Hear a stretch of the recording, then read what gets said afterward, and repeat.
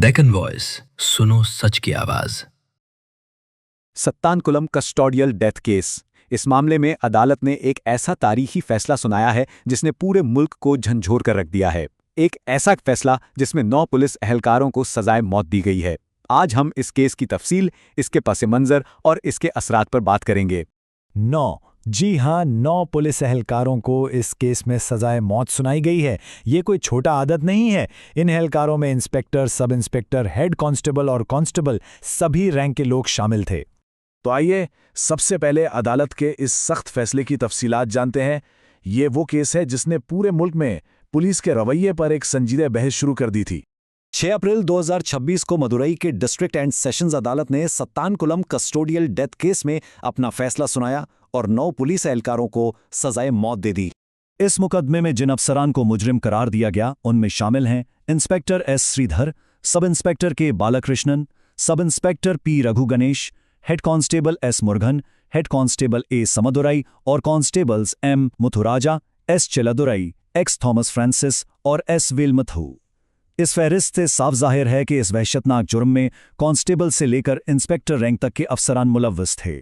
इस पूरे केस के मरकज में एक बाप और बेटे की दर्दनाक कहानी है जिनकी पुलिस हिरासत में अमवात हुई। ये कहानी है तमिलनाडु के शहर सातंकुलम के 58 साला पी जयराज और उनके 31 साला बेटे जे बेनिक्स की। जून 2020 में आखिर हुआ क्या था, आइए वाकयात की तरतीब देखते हैं। 19 जून को जयराज को लॉकडाउन कवानीन की खिलाफ वर्जी के इल्जाम में गिरफ्तार किया गया।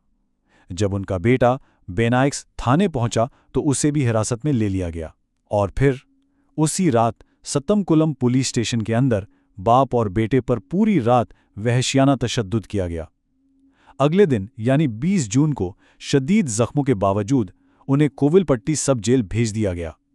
22 जून को बेनाइक्स शदीद खून बहने की वजह से सरकारी हॉस्पिटल में दम तोड़ गया और ठीक एक दिन बाद 23 जून को उनके वालिद जयराज भी इस दुनिया से रुखसत हो गए। ये वाकया सिर्फ चंद पुलिस एहलकारों की वहशतनाक कार्रवाई नहीं थी, बल्कि ये पूरे निजाम की नाकामी का मुंह बोलता सबूत है। गवाहों ने उन्हें खून में लथपथ कपड़ों में देखा। उनके रिश्तेदारों से गहरे रंग की लुंगियां लाने को कहा गया ताकि जख्मों से बहते खून के धब्बे नजर न आए। वो अपने कपड़े संभालने से भी कासिर थे। और सिस्टम की नाकामी की सबसे खौफनाक मिसाल उस वक्त सामने आई जब उन्हें रिमांड के लिए पेश किया गया। जयराज के बहनोई एस जोसेफ के मुताबिक मैजिस्ट्रेट ने जख्मी बाप बेटे का जिस्मानी मुआयना करने की जहमत तक नहीं की। उन्होंने बताया, मैजिस्ट्रेट पहली मंजिल पर नजर आए, पुलिस वालों की तरफ हाथ हिलाया और एक अफसर ने चिल्लाकर कहा, कोविलपट्टी रिमांड। सिर्फ एक इशारे पर 2 शदीद जख्मी अफराद को जेल भेज दिया गया। लेकिन इस जुल्म के खिलाफ अवाम ने आवाज उठाई और यहां से इंसाफ की तलाश का लंबा और मुश्किल सफर शुरू हुआ। पूरे तमिलनाडु में इस वाक़े के खिलाफ शदीद एहतजाज शुरू हो गया। मीडिया की तवज्जो इस तरफ मबजूल हुई और फिर मद्रास हाई कोर्ट के मदुरै बेंच ने इस केस का खुद नोटिस लिया, जिसने इस मामले को दबने से बचाया और इसकी शफ़ाफ तहकीक को यकीनी बनाया। जब सीबीआई ने तहकीक की तो संगीन इंकशाफात सामने आए। सीबीआई ने पाया कि ये एक मुजरिमाना साजिश थी जिसका मकसद बाप बेटे को सबक सिखाना था। उन्हें मजबूर किया गया कि वो अपने जख्मों से बहने वाला खून खुद साफ करें। सीसीटीवी फुटेज जैसे अहम सबूत जाया कर दिए गए। जयराज और बेनिक्स के खिलाफ एक झूठा मुकदमा दर्ज किया गया और सबसे बढ़कर उनके शदीद जख्मी होने के बावजूद फिट फॉर रिमांड का सर्टिफिकेट हासिल किया गया। हर तरफ जब अंधेरा हो तो रोशनी की एक किरण भी बहुत होती है। इस केस में वो किरण पुलिस महकमे के अंदर से ही निकली। एक खातून हेड कांस्टेबल एस रेवती ने बहादुरी का मुजाहिरा करते हुए अदालत को बताया कि बाप और बेटे पर वाकई पूरी रात तशद्दुद किया गया था।